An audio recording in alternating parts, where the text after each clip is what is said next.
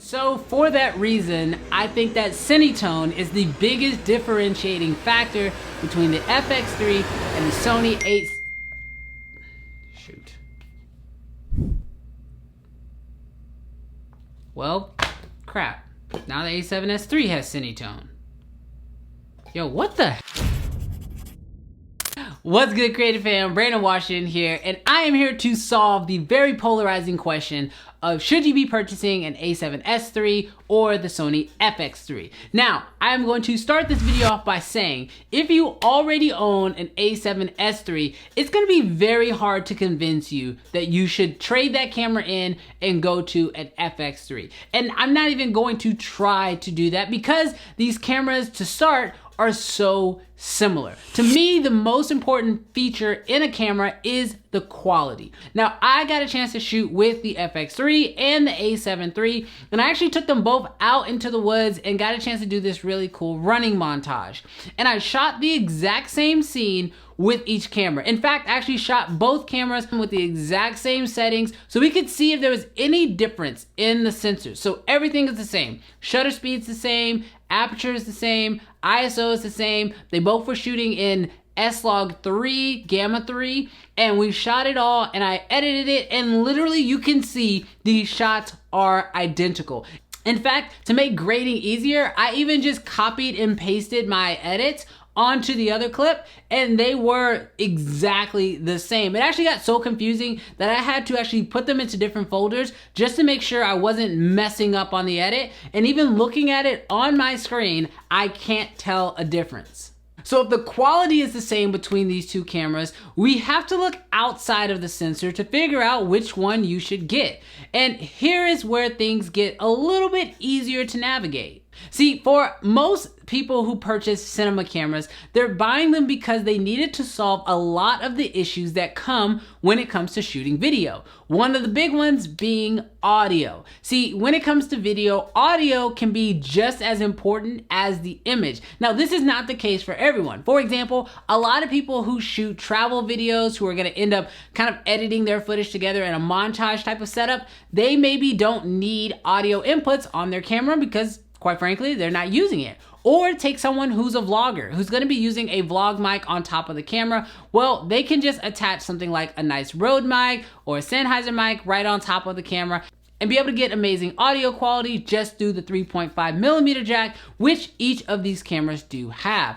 But when you are shooting professional interviews and video where audio does matter, you're probably gonna find yourself in a situation where you need professional XLR inputs. Now, whether these are full-size XLR inputs or mini XLR inputs, for a lot of people using cinema cameras, this is important. And this is where the FX3 starts to differentiate itself. With the camera, you do get this nice audio adapter top handle that goes directly into the camera. And the nice part is, because of the way it is built and the way it's designed to work with the FX3, all you have to do is screw it in and it works. Then you can plug a shotgun mic directly into this, lavalier mics directly into this. Really, you can just set it up however you need to in order to make it work. Now, the next big reason why you might want to consider the FX3 over the A7S3 is if you are someone who uses cages. Now, I rig out a lot of my cameras, and I only do it out of necessity. 9 times out of 10, the reason why I'm rigging out my cameras is because I need to attach extra things to help my production go smoother. Whether that's a bigger monitor or adding side handles or maybe rigging the camera sideways on like a gimbal. These are all reasons why I typically will put my camera into a cage in order to make sure that I can rig things to it. The other big reason why I add a cage to most of my cameras is just for protection. It's nice to know that I have protection all the way around my camera and I'm good to go. So then when you look at the FX3, you realize that all those mounting points are actually built into the camera, and because of the design of the camera being so heavy duty, it's pretty much built to protect itself. So if you are someone who's planning on picking up an A7S III and you know you're gonna need a cage, well, the FX3 pretty much has it built in, and I can tell you that the camera is built very well. And then I think the final big differentiating factor between these two cameras really just comes down to function. As I mentioned before, if the sensors on the camera are exactly the same, you have to look at how you plan on using the camera and then deciding which one you should go with. As far as I'm concerned, filming with the FX3 for video is just a better experience. And that's really what you're paying for. You're paying for a better experience. It's kind of like when you go to Disney World, you can buy a ticket and you can go in and you can ride the rides, and that's all good, great, and wonderful. But then you could also purchase like a fast pass. And when you have that fast pass, it allows you to get on more rides more quickly.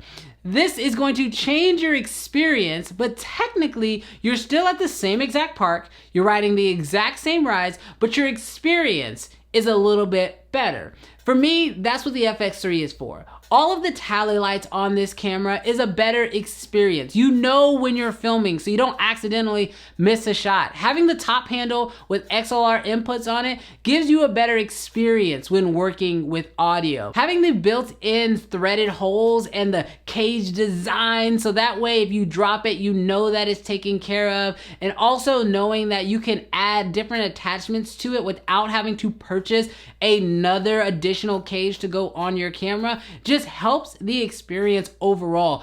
As far as I'm concerned, if you are a filmmaker, buying the FX3 over the A7S3, it's like going to Disney World or going to any amusement park and paying for the fast pass. It's not actually changing what you're buying, it's just changing the experience. Another awesome way to improve your experience as a filmmaker is to actually check out today's video sponsor, Storyblocks. Storyblocks is an ever-growing library of high-quality stock assets, including 4K HD footage, After Effects and Premiere Pro templates, music, images, sound effects, and so much more.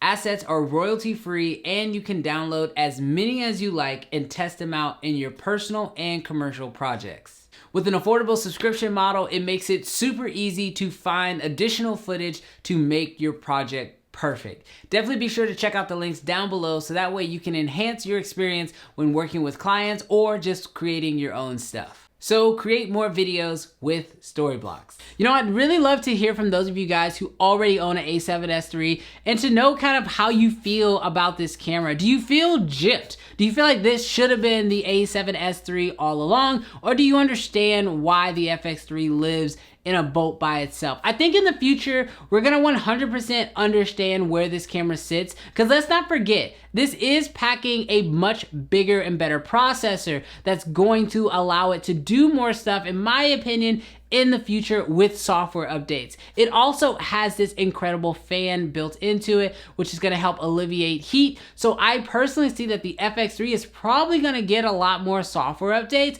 and be able to add new elements to it, where the A7S3 probably won't be able to do those exact same things, but we're just gonna have to wait and see how that all works out. Thank you guys so much for checking out this video, and I'll catch you guys in the next one. Peace.